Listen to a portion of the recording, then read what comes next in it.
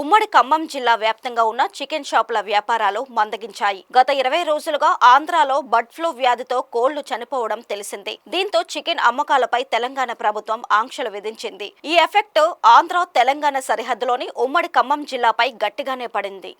ఆంధ్ర ప్రాంతానికి సరిహద్దుగా ఉన్న అశ్వారావుపేట, దమ్మపేట, సత్తుపల్లి, విఎం, బంజారం మండలాల పరిధిలో చికెన్ షాపులు వ్యాపారాలు లేక మూతబడుతున్నాయి. అశ్వారావుపేట, దమ్మపేట మండలాలలో వందలాది చికెన్ దుకాణాలు ఉన్నాయి.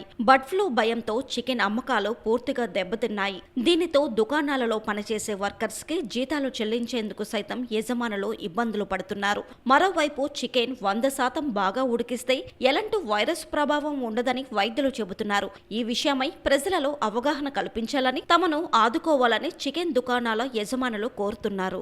వ్యాపారాలు అయితే ఏమీ లేవు. ఎక్కడ ఏ షాపు చూసినా మొత్తం ఖాళీగా ఉంటున్నాయి షాపులు. కనీసం వర్కర్లు కూడా జీతాలు ఇచ్చే పొజిషన్ లేదు.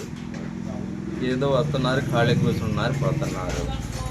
దీనికి గవర్నమెంటే ఏదో ఒకటి కొద్దిగా హెల్ప్ చేయాలని కోరుకుంటున్నాం.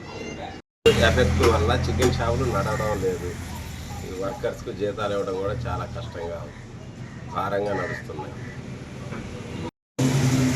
ఆలోచించి ఏమైనా నిర్ణయం తీసుకుంటే మంచిగా